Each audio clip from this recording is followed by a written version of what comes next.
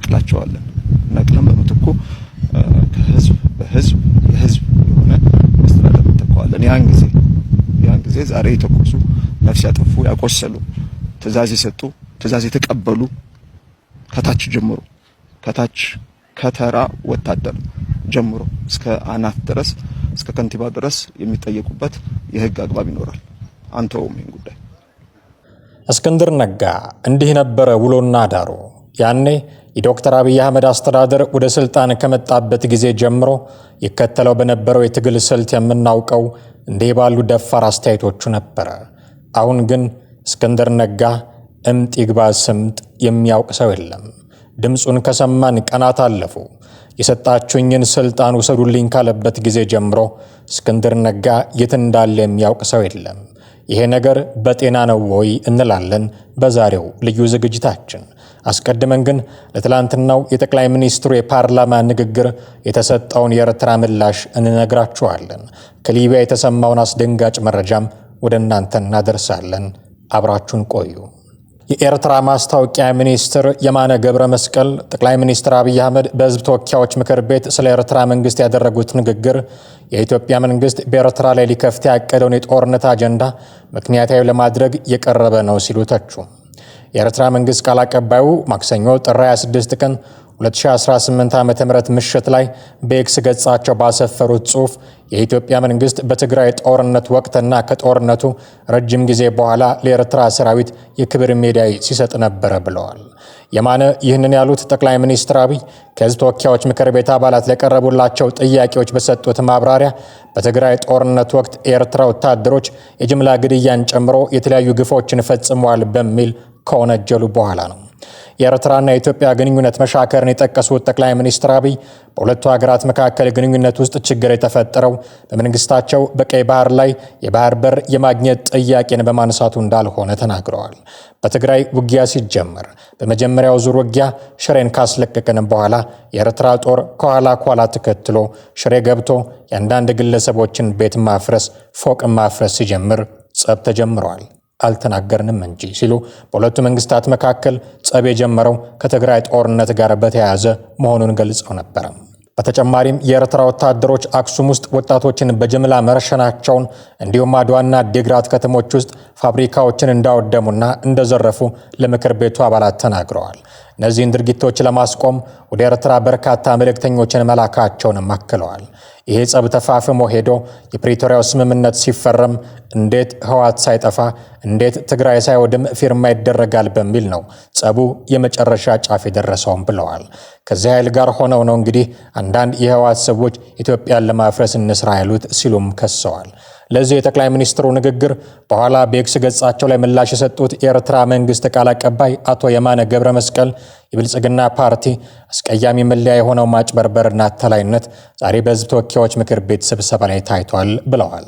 የብልጽግና ፓርቲ መሪና ከፍተኛ ወታደራዊ አዛዦቹ በትግራይ ጦርነት እየተካሄደ በነበረበት ወቅትና ጦርነቱ ከቆመ በኋላ ለረጅም ጊዜ ለኤርትራ ሰራዊት ከፍተኛ ውዳሴ ሲያቀርቡ ነበርም ብለዋል። የኢትዮጵያ መንግስት አመራርና ወታደራዊ አዛዦች ጥልቅ ምስጋናቸውን ለመግለጽ በአገር ደረጃ ሜዳሊያዎችን ሲያበረክቱ እንደነበረ በህዝብ የሚታወቅ መሆኑ ይታወሳል ሲሉም በኤክስ ገጻቸው ላይ ጽፈዋል።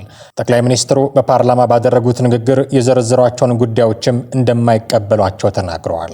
በኤርትራ ላይ የቀረበው ክስ የኢትዮጵያ መንግስት ሉዓላዊ የባህር በር ማግኘት በሚል ሽፋን በኤርትራ ላይ ሊከፍት ያቀዱን የጦርነት አጀንዳ ለመሸፈንና ምክንያታዊ ለማስመሰል በድፍረት የተቀረጸ ነው ሲሉም ወቅሰዋል። የማነ አስከትለውም ለጠቅላይ ሚኒስትር አብይ አህመድ በፓርላማ ንግግራቸው ያነሱትን እስራኤል ከሶሪያ በወረራ የያዘቻቸውን የጎላን ከፍታዎች ጉዳይ ጠቅሰዋል። አብይ በማብራሪያቸው ስለ መንግስታቸው የቀይ ባህር ጥያቄን እንደ የብሔራዊ አጀንዳ እንደሚገነዘበውም ተናግረዋል። እስራኤል የጎላን ተራራን የያዘችው ለብሔራዊ ደህንነቴ ለህልውና የችግር አጋጥመኛል ብላ ስላመነች ነው ያሉት አብይ አክለውም ቀይ ባህርና ኢትዮጵያ ለዘላለሙ ተነጣጥለው መኖር አይችሉም ሲሉ ተደምጠዋል። ኢትዮጵያ በቀይ ባህር ላይ የባህር በር ለማግኘት የምትፈልገው በቢዝነስ ህግ እንደሆነ ተናግረዋል። በባህር በር ምትክ የታላቁ የኢትዮጵያ ህዳሴ ግድብ ወይም የኢትዮጵያ አየር መንገድ ድርሻ ሊቀርብ እንደሚችል ጠቁመዋል። ይህ ካልሆነም በሊዝ ወይንም በመሬት ልውውጥ ሊከናወን እንደሚችልም አስረድተዋል። የኢትዮጵያ ህዝብ እያለ ያለው በስምምነት በገበያ ሕግ ሳንጠፋፋ አብረን ለማደግ በድርድር እንፍታው እያለ ነው ሲሉም የመንግስታቸውን አቋም ገልጸዋል። ጠቅላይ ሚኒስትሩ በንግግራቸው ኢትዮጵያ አሰብ ላይ ወደብ፣ አየር ማረፊያ፣ መንገድ፣ ነዳጅ ማጣሪያ ጭምር መገንባታውን አስታውሰዋል። ለእኛ የሚገባንን በሆነ ምክንያት ዛሬ መከልከል ቢታሰብ በቀጣይነት ማስቀረት ስለማይቻል ወደማይፈለግ ነገር ሳይገባ በሰላም በድርድር መጨረስ ተገቢ ነው ብዬ አምናለሁም ብለዋል። አብይ የጠቀሱትን የጎላን ከፍታዎች ምሳሌ ያነሱት የኤርትራው ማስታወቂያ ሚኒስቴር ይህ ጉዳይ መነሳቱ የኢትዮጵያ መንግስት አስመራ ላይ ሊከፍት ያቀደውን ህገወጥ የጦርነት አጀንዳ ምክንያታዊ ለማድረግ የቀረበ ነው ብለውታል።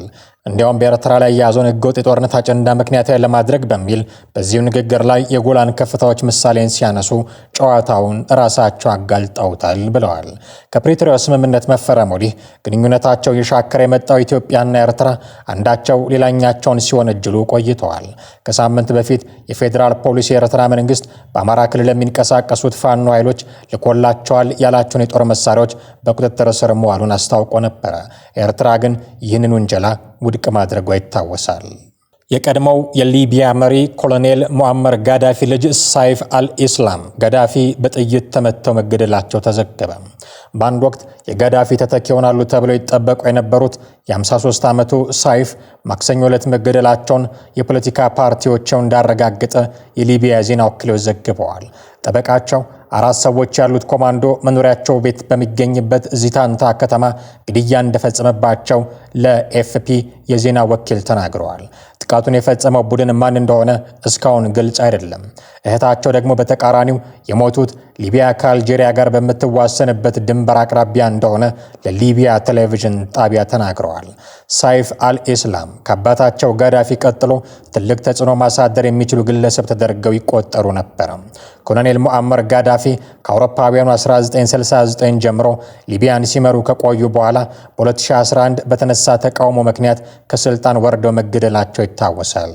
በ1972 የተወለዱት አልኢስላም በጋዳፊ አመራር ዘመን ሊቢያ ከምዕራባውያን ጋር የነበራትን ግንኙነት ለማለዘብ ብዙ እንደሰሩ ይነገርላቸዋል።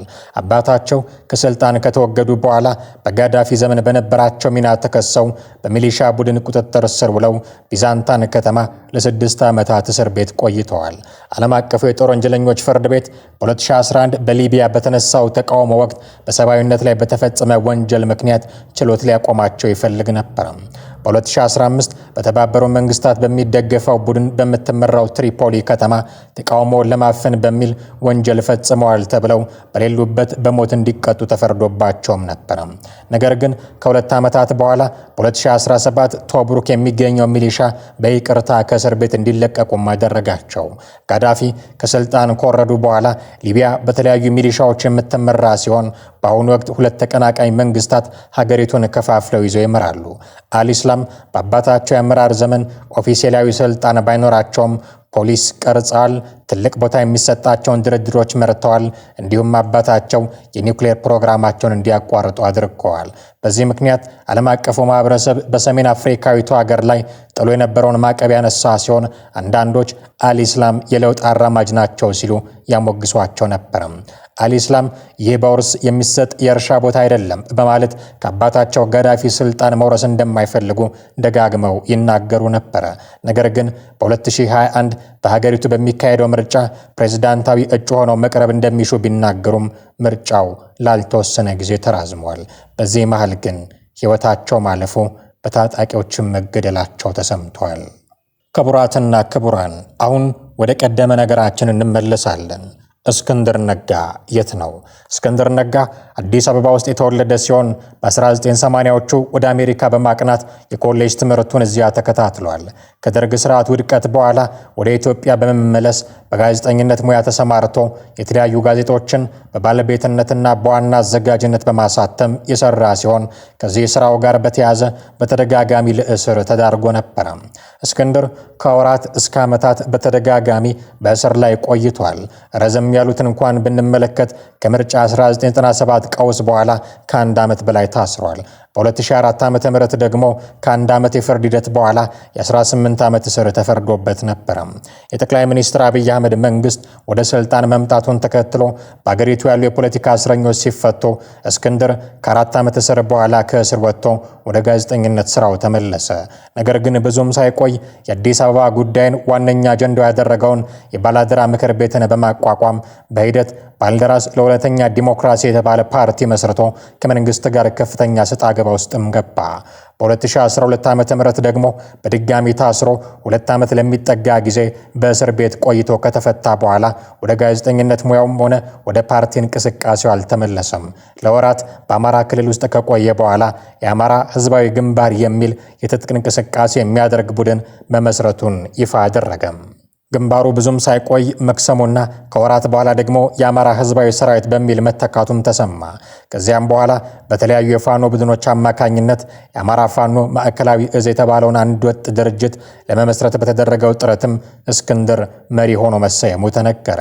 ነገር ግን ይህ የእስክንድር ነጋ በመሪነት መመረጥን ያልተቀበሉ የፋኖ ቡድኖች አዲስ ለተመሰረተውና በእስክንድር ለሚመራው ማዕከላዊ መዋቅር እውቅና እንደማይሰጡት በመግለጽ ራሳቸውን አገለሉ። በዚህ አይነት እሰጥ አገባ ውስጥ ብዙ ነገሮችን ያሳለፈው ሰው አሁን አፋብን በሚባል ድርጅት ውስጥ የተሰጠውን ኃላፊነት ወደ ኋላ ትቶ ተራ ባሎኜ ቀጥላለሁ እስከ ማለትም ደርሶ ብዙ እያወዛገበ ነበረ። እስክንድር ነጋ ወደዚህ የትጥቅ ትግል ሲገባ ከራሴ በላይ የሚገደለው ወገን ያሳስበኛል የሚል ትልቅ አመክንዮን በማስቀመጥ ነበረ። ማስመር ፈልጋለሁ። እኔ አማራ ነኝ፣ እውነት ነው። ግን አማራ የጄኖሳይድ ፍሬት አለበት ስል ቀድሜ የምደርሰው አማራ ስለሆንኩኝ አይደለም፣ ሰው ስለሆነ ነው። እና ይሄ ግልጽ ሊሆን ይችላል። ከዚህ በዛው ልክ ደግሞ አማራ ስለሆንኩኝ ጠባብ እባላለሁ፣ ከኢትዮጵያነቱ ወረደ እባላለሁ ብዬ ደግሞ ወደኋላ ነው። እኔ ስም ቢጠፋ ይሻለኛል። እኔ ማጣው ነገር ቢኖር ልጣ የአንድ ሰውን ህይወት መታደግ ይችላል። ሰው እኮ ተጋድሞ እየታረደ ነው። እኔ እሱ ጠቧል፣ ወርዷል፣ ከኢትዮጵያነቱ ደረጃ ወርዷል፣ አማራ ስለሆነ ነው እባላለሁ ብዬ አንድ ሰውን አጋድሞ ሲያብሩት ዝም ማለት አልችልም። የዛ ሰው ህይወት ይቀድምብኛል ማለት ነው። ብዙ ምሁራን፣ ብዙ የአማራ ምሁራን፣ ብዙ የአማራ ፖለቲከኞች ይህንን ስህተት ይፈጽማሉ። አሳዛኝ ነው። ለራስን ነው የራስን ይበልጣል፣ የራስ ዝና ይበልጣል ወይስ የሰው ህይወትን መታደግ ይበልጣል? እውነቱን መናገር ይበልጣል። ለዚያውም ደግሞ እንዳልኩት ሕፃን፣ ሴት፣ እርጉዝ፣ አረጋዊ ተብሎ ሳይለይ ሰው እየሞተበት ባለበት አውድ ውስጥ ማለት ነው። የት ነው እንትን የሚለው? ለምን 10 ጊዜ ጠባብ አንባልም? ለምን 10 ጊዜ ጎጠኛ ዋቴቨር መባሉ አይሻልም? ይህንን ማስመር ፈልጋለሁ። እኔ አማራ ነኝ፣ እውነት ነው። ግን አማራ የጄኖሳይድ ፍሬት አለበት ስል ቀድሜ የምደርሰው አማራ ስለሆንኩኝ አይደለም፣ ሰው ስለሆነ ነው። እንዲህ ምሎና ተገዝቶ የተቀላቀለው ትግል ግን እስክንድር ነጋን አሁን ከተጋረጠበት አደጋ ሊታደገው እንዳልቻለ እየተነገረ ነው። እስክንድር ነጋ ያ ስልጣን አልፈልግም የሚል መግለጫው ከተሰማበት ጊዜ አንስቶ በቁም እስር ላይ ስለመሆኑ ነው የሚነገረው። ስልክ አያገኝ፣ ጠያቂም አይጎበኘው፣ ያ ካልተናገረ ውሎ ማደር የማይችለው መንግስትንም ካልተቸ የማይሆንለት ሰው አሁን ደብዛው ጠፍቷል። እስክንድር ነጋን አስመልክቶ ማንም ምንም ሲል አይሰማም። መጽሐፉም ዝም፣ ቄሱም ዝም፣ እስክንድር ነጋም ዝም፣ በዙሪያው ያሉትም ዝም። ለመሆኑ ሰሞኑን ከእይታ የተሰወረው እስክንድር ነጋ የት ነው ያለው?